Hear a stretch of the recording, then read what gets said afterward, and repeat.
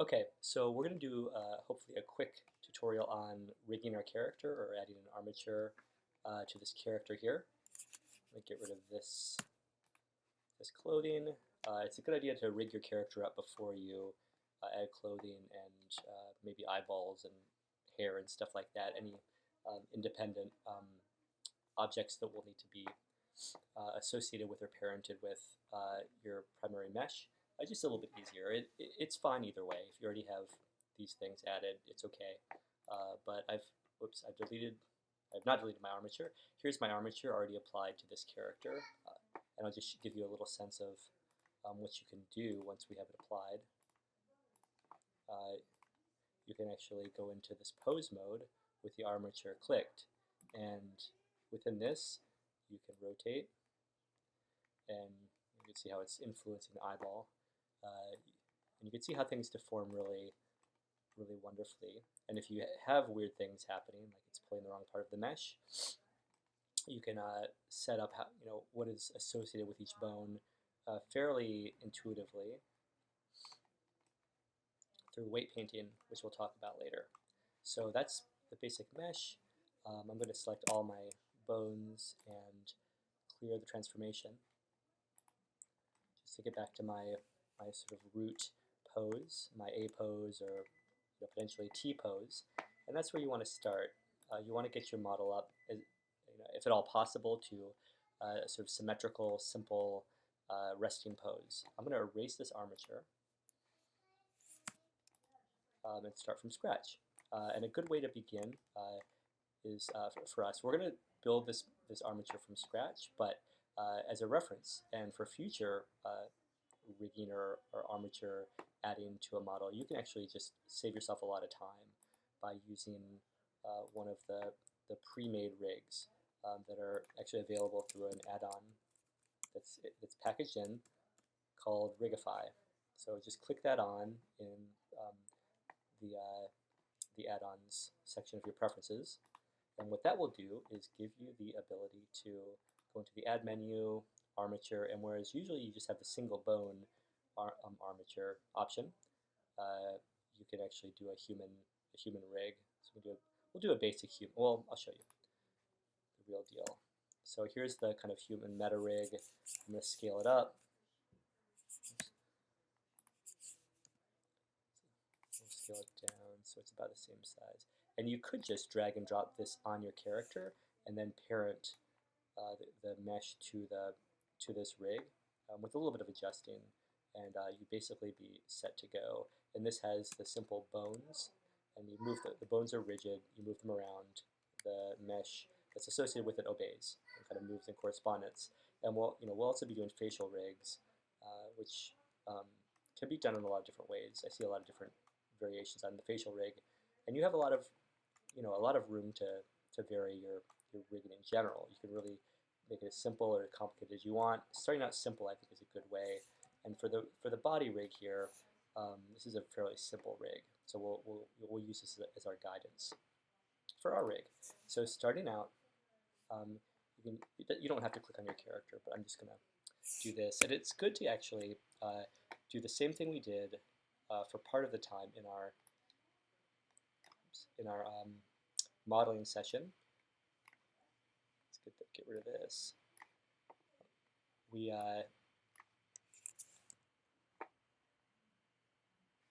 I should turn my screencast on. I just press the letter T to get rid of my toolbar there. But you could also shrink your toolbar. Screencast associated with, window, that's right. Okay, so there it is. You press T to get rid of your toolbar. You could also just shrink it down to here. Okay, so I'm going to go into standard modes here. Front view, and for this one, side view, right view, I think. And so now you can more quickly, expediently place your bones. So now I'm going to go into Add menu, and I'm going to start off with a basic bone. So it added my bone. Where did it go? If I click on X-ray, I can see it inside. The first thing we want to do, you can see it poking out there. It's going to be placed wherever the 3D cursor is, which is something that we'll think more and more about changing the position of by holding Shift and right click. You can change the position of your 3D cursor where things populate when you create new objects. But what we want to do for these bones is we want to be able to see them. When you have the bones selected, you'll see on your properties panel there are some additional tabs. There's an overall armature tab with some things like that, and then individual bone tab for the bone you have selected, the name of the individual bone. And in the armature tab, you can go to this series of options in the viewport display and click on in front. So the bones will always appear in front of any mesh. It's easier than the X-ray view, more predictable. And so we can actually edit bones. We want to just create one bone and then go into edit mode to kind of construct our entire armature. So let's go into edit mode. And there are several ways that you can manipulate your bones. You can click on the entire bone itself and do your normal, your G to grab, your rotates, and your scales. Or a kind of easier way to do it is to click on the ends. This is the origination point, and this is a kind of, I'm not sure exactly what they're called, but there's a kind of direction of influence in bones. So the fat end of the bone is like sort of the base, and while we can move that, the tip is where it signifies a lot of influence, like it's going from here to here. Anything above is influencing this bone, and anything below is being influenced by this bone. So we'll talk a little bit more about that, but there's two typical types of rigs. One is direct kinetics, and the other is inverse kinetics. So I'm pushing Z. G. So I'm pushing G and then Z. I wonder why that's looking off. Anyway, to only go up and down. Oh, it's because I moved this. So okay. There we go. So that's a little bit more straight up and down. And we're going to start with our kind of origination bone, our ultimate kind of parent bone being at the sort of base of the pelvis here. This tends to be where we have our first bone in the body. We start from here, and everything else is kind of subordinate to that bone. And you can also go to your side view, and move around. Select my whole bone, and then move around the whole thing. Where should the base of my pelvis be? Maybe I should go a little higher. That's about right. And so now from there, I can just create more bones. And how do I add another bone? I can just click on this bone and say extrude. I don't know if I always just grab the ball at the top, but I think either way is okay. I'm going to hit Z to make sure it goes only vertically. It's not really in the middle though, is it? Grab both bones here, and just G to make it right in the middle. And I can always change these things later, not a big deal. And I think I have the suggestion of spine back here, but I'm not going to be too literal to that. I just want something that I can use to manipulate the figure. So I'm going to extrude from here, Z. And I can have as many spinal bones as I want. Maybe I'll have this one actually. If I go on the screen, when I grab it, it's easier to pull this way and that, but I can't go deep space when I'm on a standard view like this. I guess it'll move towards the neck. Let's do one more to get to the base of the neck. You don't have to be literal, you don't have to be exacting to the actual skeletal structure. Typically for a simple mesh like this, for a simple rig like this, we'll do just one bone for the head, more or less in the center. And then later on we can add dimensionality and bones to create a facial rig. But for now, not a big deal. What we really want to focus on is just getting the arms and the legs. I might actually rig up my tail. So let's go back down here. I'm going to create a nice, I'm going to be like this model, this armature here. I'm going to create a sort of additional bone for the pelvis to give it some structure, extrude from the base like that, and extrude again from the base. And then we're going to add legs. And now Actually, we don't necessarily need all the bones connecting. This isn't that old song where everything, the pelvic bone's connected to the leg bone. We're free to kind of start from scratch here, or we can separate bones out but still maintain the line of influence. So what I'm going to do is I'm going to add a single bone. And actually, before I do that, let's change the position of our 3D cursor by putting down Shift, right-click. And you can see where it is there. I'm going to go back here. It becomes a little hard to exactly place. It's not a big deal. Let's see, I'll go up here, start my leg here. And now I'll do add single bone, and let's move him around. Oh, I guess I got him in the wrong place. It doesn't matter. Let's move him in the right place. Okay, and then move the tip. So you'll have to do a little bit of adjusting throughout. And legs, from the pelvis to the knee, there is kind of an inward bend, which is not, you don't have to do this. But now I'm going to extrude again from here to the bottom of the foot, basically, or to the middle of the foot. And from here, I can extrude out a couple different toes, and I'll just allow them to be connected to this foot bone. And then I'll extrude. I'm gonna go up a little. I'm gonna click on this guy and extrude another one. Whoops, and then this needs to go up. So you just need to work back and forth. I'm also going to extrude another bone for my back toe. Not everyone has a back toe. And you only have to do one side at a time. It's very easy to mirror this stuff. So what I'm going to do from here is I'm just going to create another new bone. I'm not going to worry about the. I'll do it as they do. So I'm going to start from here near the center, but it's not literally connected to anything. So I'll just do Shift A for add, and then go over here, and it looks like again I'll have to move this into position. Maybe I'll make this kind of going in to try to conform to where the collarbone would be.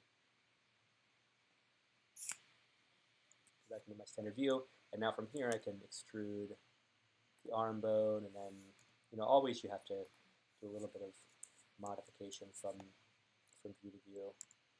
There's just no getting around that, but it's pretty quick once you have done it a couple times. And from here, I'm going to create my finger bones. You don't have to do fingers if you don't want. You can just do one kind of hand bone if you want to keep it simple. And you can do multiple joints on the fingers. I'm just going to do one for now. Now, do I want to separate my fingers out? I think for the sake of this exercise, I'm just going to keep them together. But you can easily just add new armatures. And this is going to be something I need to adjust. So let's get them actually in line with the finger itself.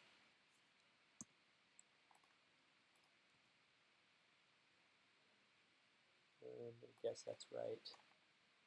That looks okay. Adjust that later. Okay, so what you need to do next, unfortunately, is name your bones. And this is just good practice all the time, but we'll just start out with the arms and the legs. So you can click on each individual bone, click on the bone tab, and this becomes really important. So yes, so here we are, we're naming the bones. And let's get back to where we were. I have my collarbone. Now I'm just going to name these arm1.l,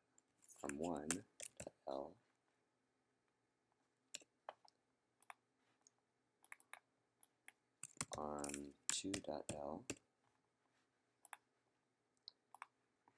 then finger1.l,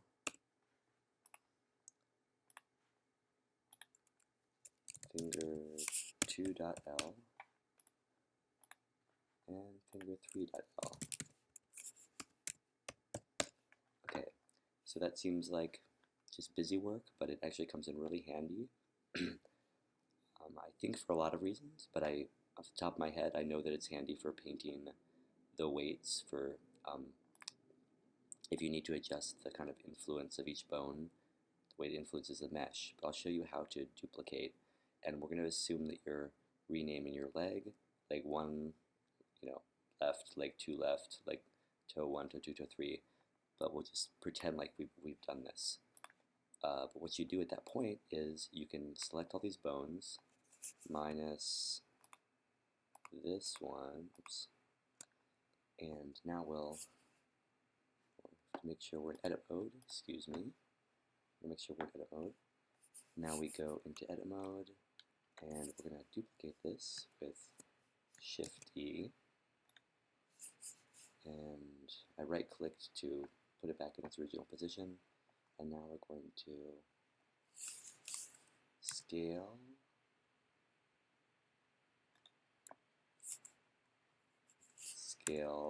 X, change the x-axis. We're basically going to want to do -1, so we want to just mirror it kind of, and I'm going to click on this resize because I couldn't get it perfect by eye, so I just type in -1, and then I'll just hit G, oops, in the wrong window, so I hit G to move it into position, and I'm doing this on front view, so it's going to stay the same in front-back relationship in the y-axis relationships in that direction.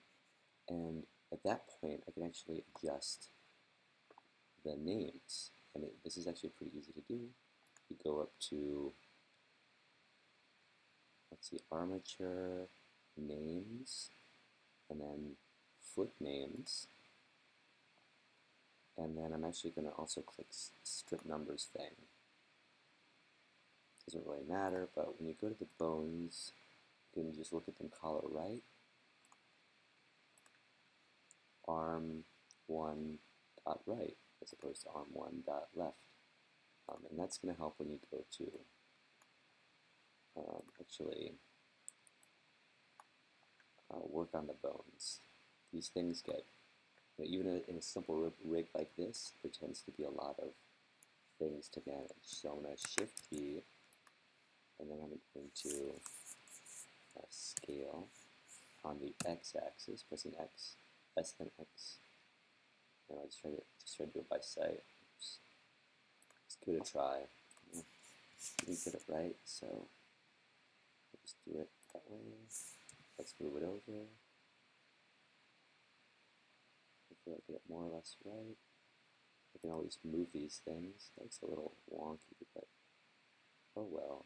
You can always go back and look. And I didn't name these properly to begin with, so I have to go and rename them all individually. But I'm not worried about that for now. So here we have our various bones. The other thing I need to do next is anything that is detached. You can see that these are directional. And so this is the ultimate parent, and there's a kind of parenting relationship, parent-child, parent, child.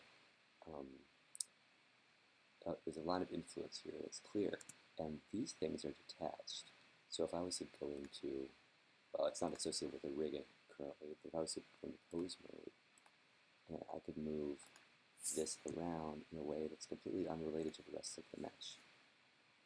But this one here, I can't move it around, I can only rotate with G.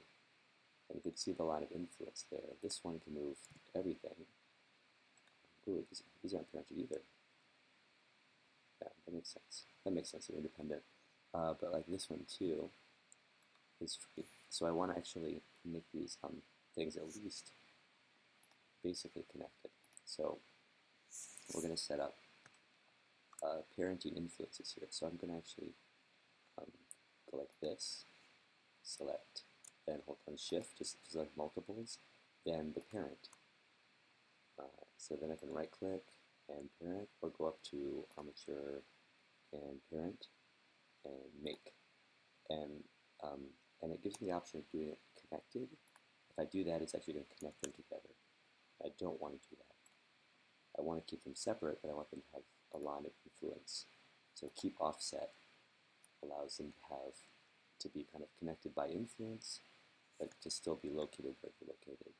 And I can do the same here. I can move my 3D target, 3D cursor, so I'll do this, shift this, and shift this, and I guess I'll parent them to this kind of top of the spine, bottom of the neck bone. Make, keep offset. And you see the dotted line here as well. So I think that's all we have to do right now. Now let's actually associate these bad boys with the mesh so we can actually move this. I guess I'll get this out of the way. Oops. Don't want to do that. There we go.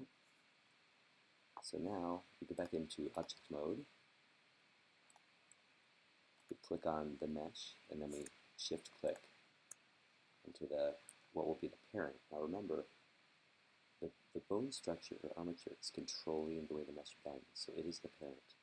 And it will be the parent of anything that moves with the mesh as well. So then you go Object, Parent, and then you want to do with automatic weights. This might take a minute. If your mesh is super complicated, it might take a few minutes. And if this is taking a long time, just give it time to work.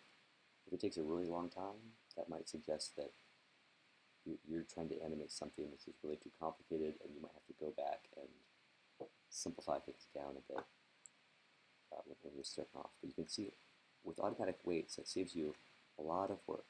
So let's go into pose mode. We won't be able to see the change that's happened. It seems like nothing much has happened, but when you go into pose mode and your meshes are clicked on, you can take one of your bones and rotate. And you can see that your mesh, I'm going to do this so I can actually see my rotations more clearly. You can see that your mesh is actually responding. Oop. Great.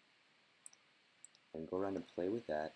If you see that if you kind of make a mess of it, you can also rotate these. You can rotate them in different directions. It's amazing what you can get with these simple rotations. And this is forward kinetics, which I keep calling direct kinetics, and it's my bad. Forward kinetics, where you just move bones by lines of kind of parental lineage.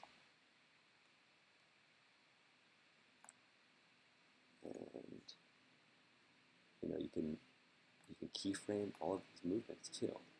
So as you're posing, you can keyframe either on timeline or one of the other animation panels. So just go in here, and typically when you're keyframing, if you've moved a lot of bones, you can hit A to select all, and then I can hit I, and oftentimes like the rotation is all you need to worry about. But I like to just go location and rotation, get my keyframe, and then do this again. Move one of these dudes. Move one of these things again. Ha, ha, ha, ha, ha. And then I select all just to make sure I'm getting everybody in case I made some minor changes. But you can also turn on the recorder for this. So you see how it's just very simple to animate. But if you want to get rid of this stuff, want to go back to, you make a lot of mistakes, you can go back to square one. Go into Pose, Clear Transformation, All, and it's going to start you back to your original position. And I think the last thing I want to show you is that if you click on the mesh, you can actually go into weight paint. If you find that you're moving this arm in pose mode and it's like picking up some of the side of the abdomen or something like that, if moving the head and the nose is staying in place, you're going to want to look at the way the weights are painted, the automatic weight painting. It seems to be pretty good, but you'll have to take a look at it at some point. Now, why is this guy all blue? You can go down here to to the object data properties, where you save your shape keys and this kind of thing. There's also vertex groups, and the way that the bones kind of create dependency in the mesh is that they create vertex groups associated with each mesh. And I've named some of my bones, at least for my arm. And so when you click on this arm 1L, and this is why you need to name, so you can find out like where you need to fix some things. You can see the red is where that vertex group is, and you can just kind of paint this. Red